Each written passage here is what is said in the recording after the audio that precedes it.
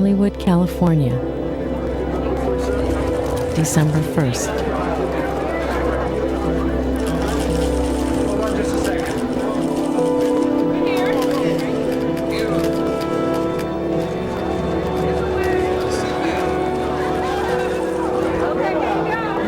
There are a lot of red carpet galas in this town,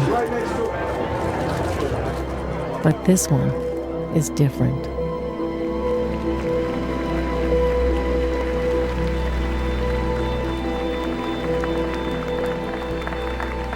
This has been a remarkable journey. Today is World AIDS Day, and today in America, 152 people will become infected with HIV. Half of them will be Black. Today in America, 2/3 of the new HIV cases among women will be Black. Today in America, 70% of the new HIV cases among youth will be Black. That is why our resolve to end AIDS must not end tonight.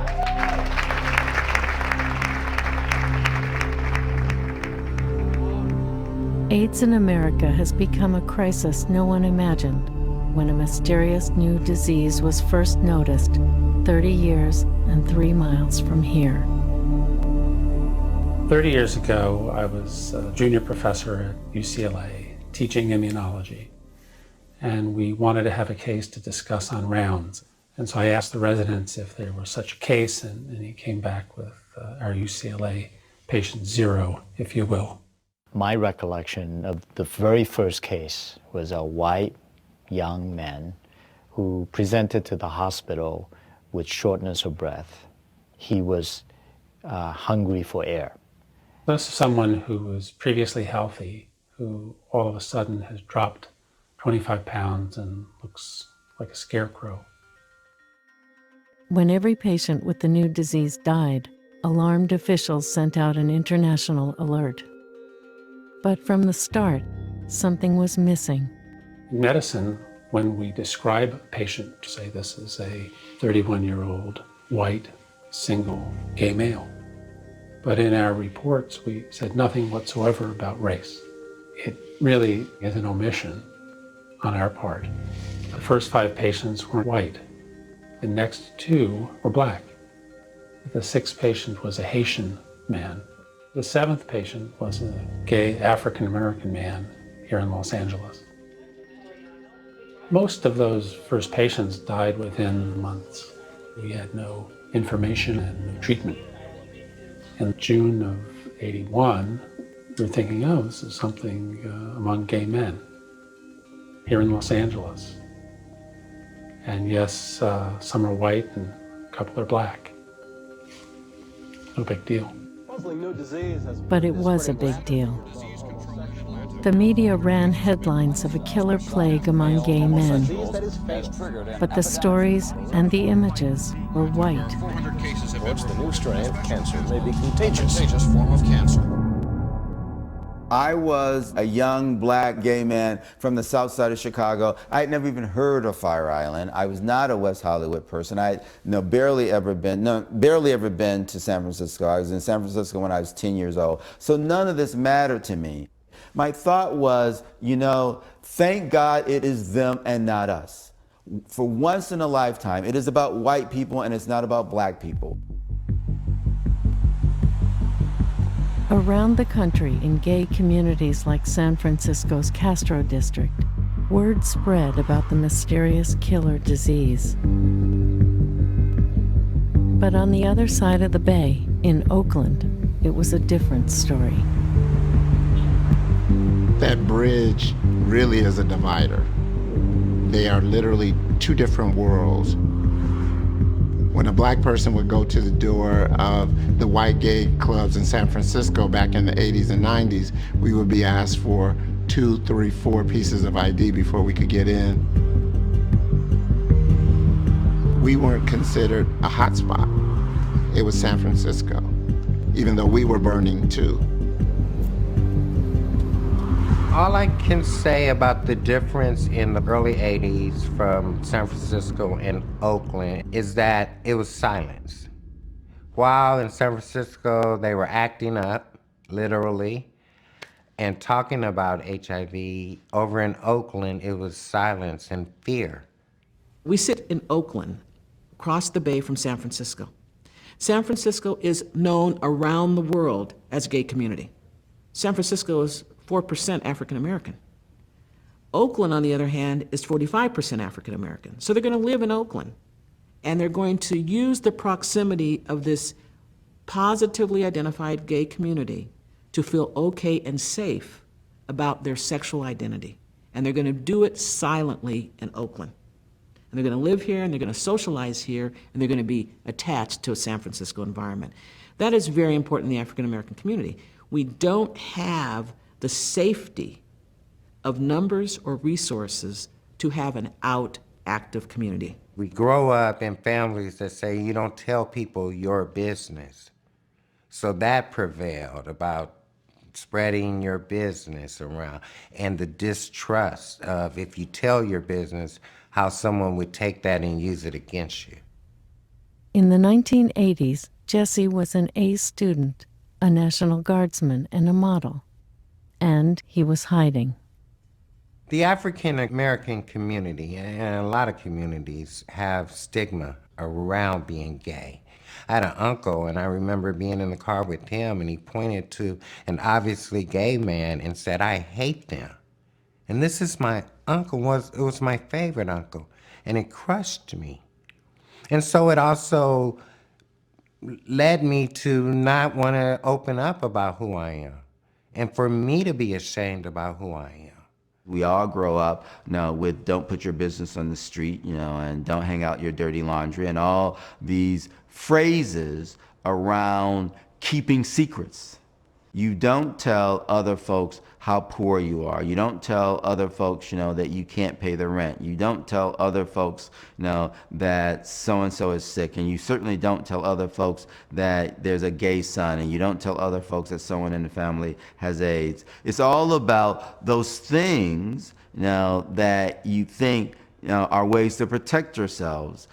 Going all the way back to slavery, that the slaves kept secrets, that you didn't tell the master about the conversations that were happening in the slave quarters, And while, thank God, we're not in that place, but some of that cultural baggage travels with us.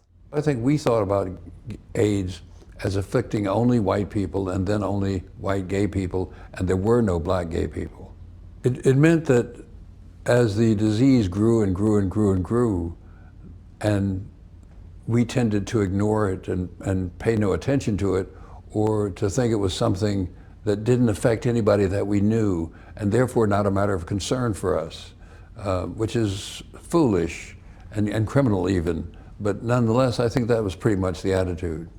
I was aware as a sexologist that if you have a disease that spreads through sex, it's going to spread everywhere. It's not going to stay in one community, and sexual orientation has nothing to do with the spread of AIDS. And I think that some of the people in the public health field really didn't have a very realistic sense about how AIDS was going to affect men, women, and children.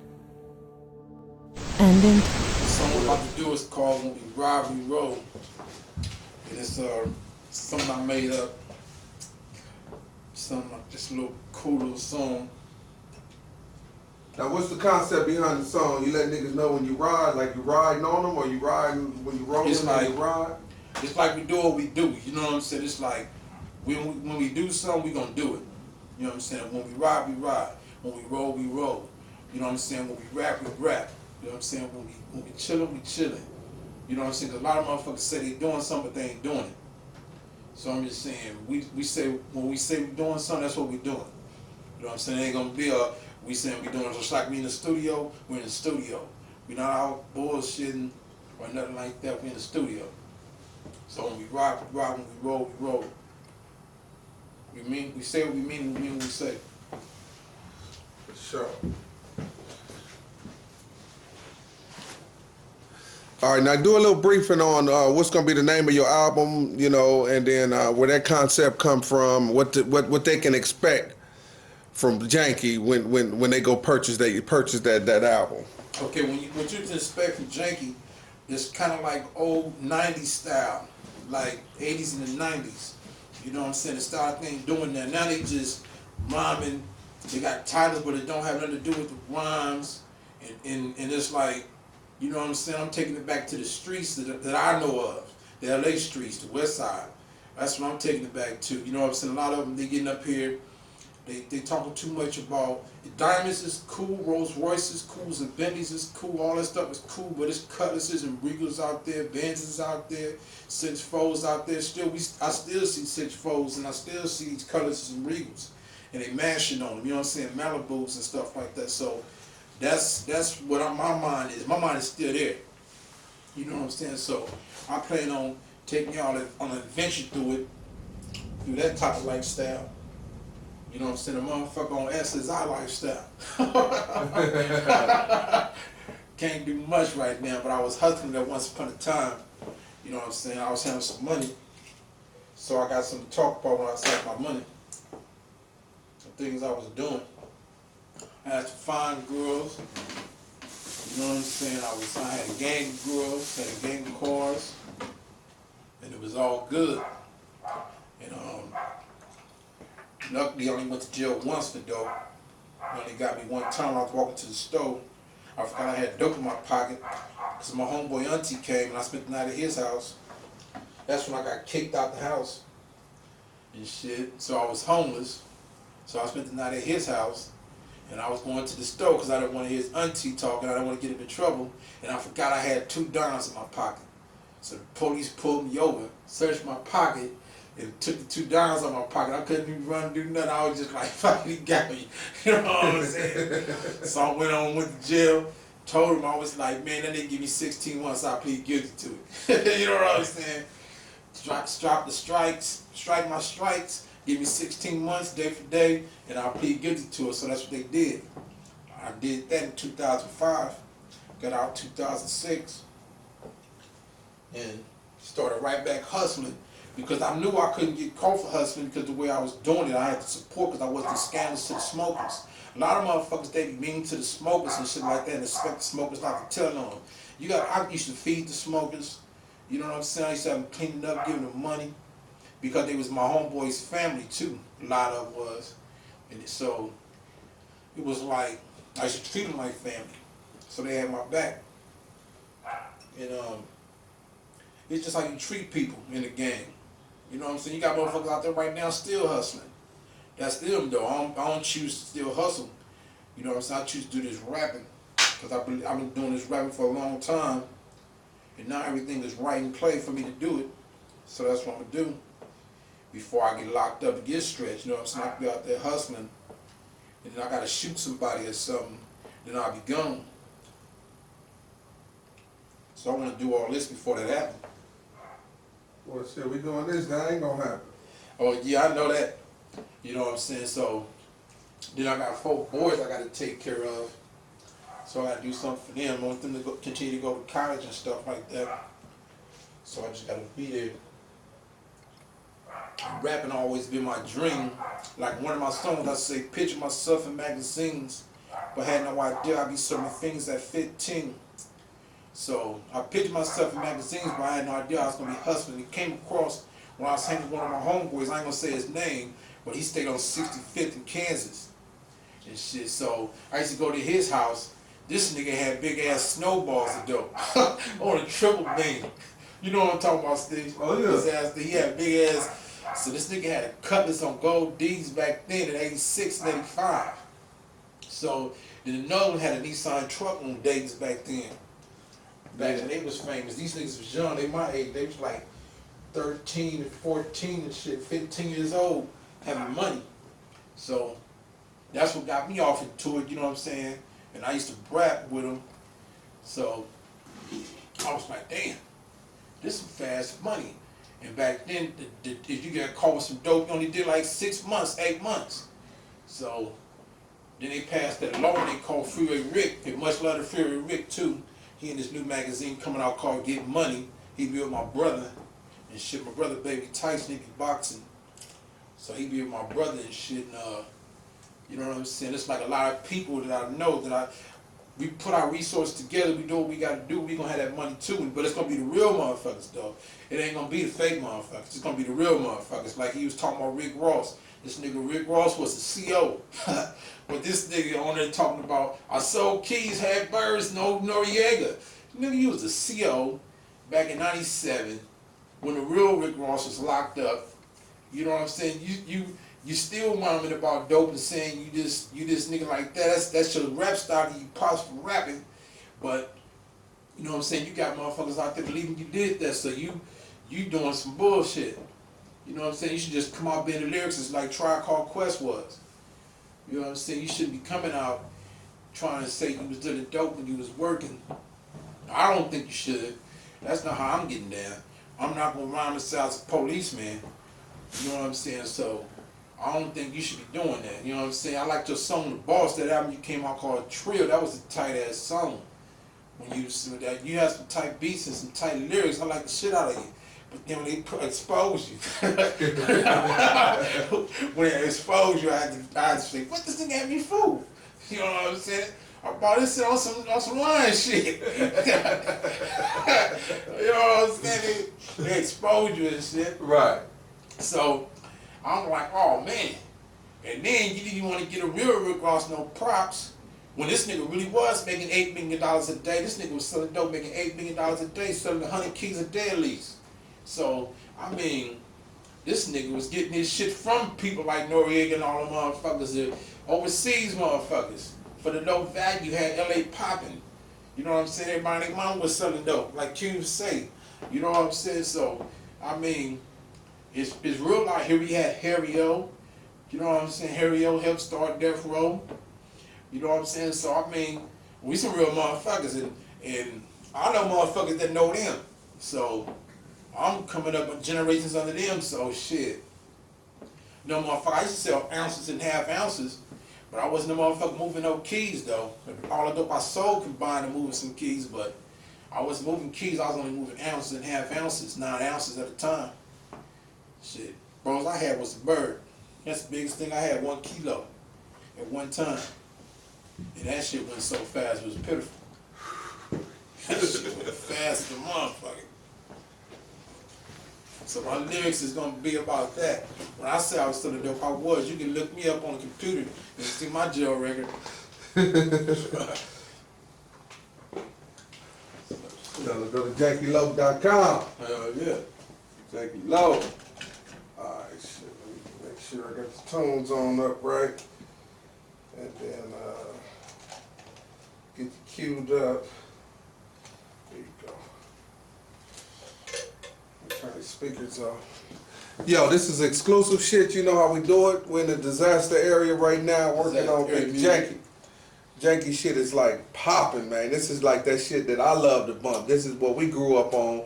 Even though we getting ready to do it right now, this is that shit we grew up on before he even doing it. So you know what I mean? So all those real true hip hoppers out there that really like back in the day shit, y'all about to get some back in the day with some new flavor. Mm-hmm. But that same love is coming back. Yeah, it is. Just gotta give me time. Buy the albums. As I grow, you're gonna grow with me. Cause if damn, she's gonna keep it straight. Yeah, see, we analyze the game. We see where these niggas blew up at and went wrong at. You know what I mean? So we know what not to do. So thanks to all y'all motherfuckers out there that showed us what not to do. Mm-hmm. Yeah, I mean, you like I used to like Cash Money. I still like Baby though. Baby ain't changed up. He's still keeping it cool. You know what I'm saying? He doing his songs right. But it's just a trip that I didn't believe that Weezy would do what he doing after we supported him through all the songs he's singing. The Block is Hot and coming out with Beyonce on that song when he talking to a soldier, and then all of a sudden you know what I'm saying? He just go out there. I ain't got a problem with rocking, bro. I ain't got a problem with none of that. But if you gonna come out and you talk like me, I can't do rock and roll. I just refuse to. I'll do a hook or something with some guitars in it for the people that like guitars. But I'm not gonna do rock and roll because I don't do rock and roll. You know what I'm saying? So that's just me. But I like oldies and shit like that. You know what I'm saying? I'm not too much. I like the Billy Idol, Billy Joel. I like them people, Boy George too. Once upon a time, Madonna. I liked it all of them, but I had to do it my way. You know what I'm saying? When I pay tribute, it wouldn't be on the blood and sweat of people out here in the streets. I wouldn't do it on their time, because if I do it on their time, then that means I'm deceiving them. I'm making them blind to the streets. And I want you to be blind to the streets, because it's real out there in the streets. You know what I'm saying? You get blasted. I've been blasted before, a few times, 5 times. You know what I'm saying? So, but I was level-headed though. If I wasn't listening to the music I was listening to, doing the things I was doing, I wouldn't be here. But listening to them real motherfuckers, I knew what to do in those situations, because they've been in them situations. So it taught me a lot. You know what I'm saying? I gotta give props to Ice Cube. You know what I'm saying? He one of the realest motherfuckers there is. You know what I'm saying? Cube always came out. He said he was the gangster. And a gangster don't bang. A gangster can be a Crip or Blood. You know what I'm saying? You don't have to bang to be a gangster. I have 5 children, and I have 17 grandchildren, and I have 5 great-grandchildren. Yeah, a lot of babies. A lot of babies. Nell's retired now after a full career as a nurse. Her focus is on her family, and as always, on her church.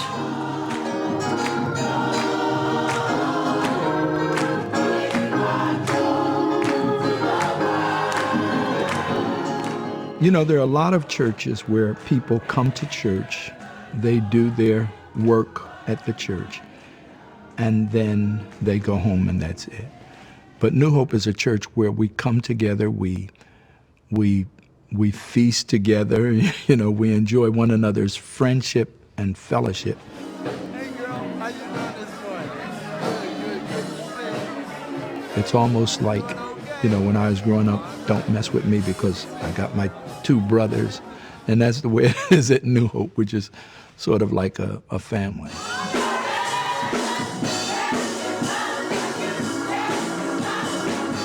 So it seemed natural when, 14 years after she was divorced, someone in the parish caught Nell's eye. Well, actually, I didn't meet him. He was in my church all along. He was a deacon in my church. But I didn't know his name. And, you know, he was just passing and going. So anyway, he finally introduced himself. Well, Rodney was one of the nicest guys in this church.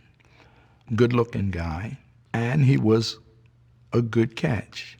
And I think that there were many ladies in this church that would have jumped at the chance. It was a happy time.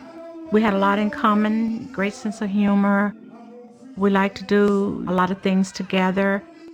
The only thing that was kind of different, he was a Raider fan, and I'm Dallas Cowboy fan, so that was a little, you know, didn't quite mix too well, but we got through that. So he asked me to marry him, and I said yes.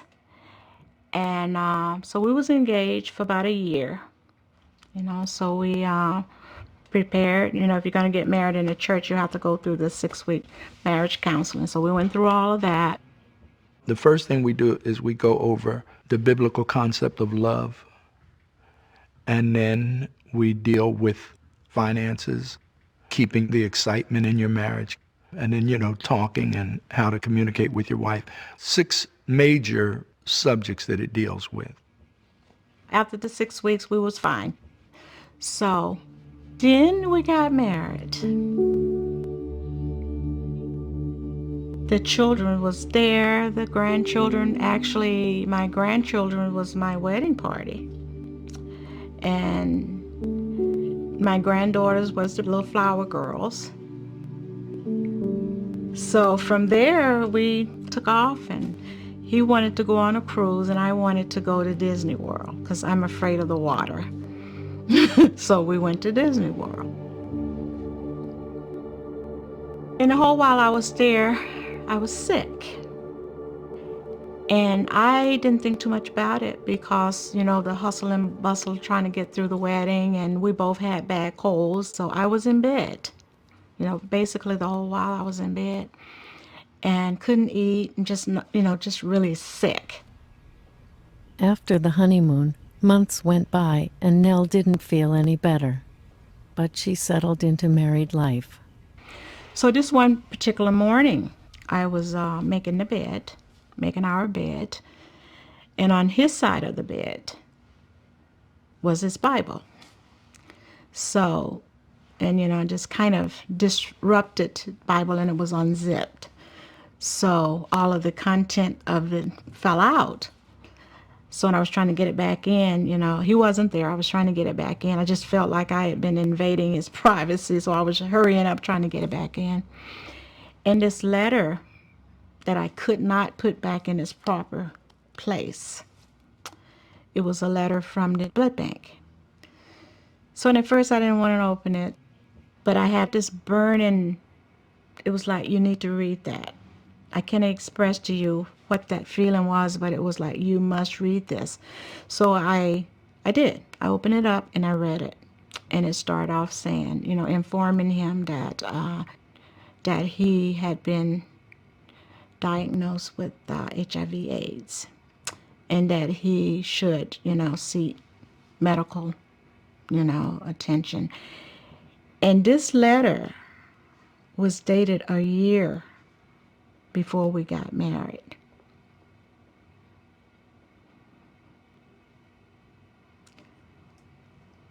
So at that time, I read it and I read it. I could not believe it. So, excuse me. But during that time, I still didn't put it together, you know, why I had been sick or ill or anything. So I sat him down and I asked him, was there something that he forgot to share with me before we got married? And he said, no, we have no secrets. I told you everything. And I said, I'm going to ask you again. Is there something that you forgot to tell me before we got married? And he said, no again. And I said, now I'm going to ask you again. Think about this before you answer this time. And I asked again. And he said, no, there is nothing. Everything about me, you know. And that's when I showed him the letter. I said, well, did you forget to tell me this?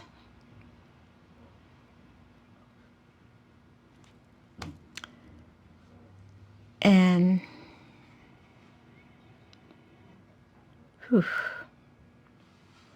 at that time, he said, I tried to tell you, but I was afraid I would lose you if I had told you.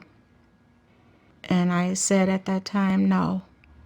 How could you love me and keep such a secret from me? This is the worst kind of betrayal that anyone could do, you know, to anybody. I said, this is not love. Nell knew she had to get an HIV test for herself. The results would come in 2 weeks. And that was the longest 2 weeks that I've ever had to wait for anything in my life.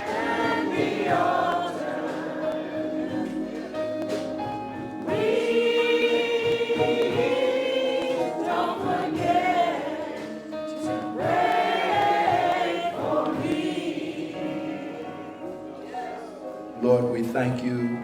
One morning we were coming for Bible study, and I walked up and I just put my arm around her and asked her how she was doing. And she said, oh, I don't know. But during that time, I knew that it was going to come back positive because it had been too much time.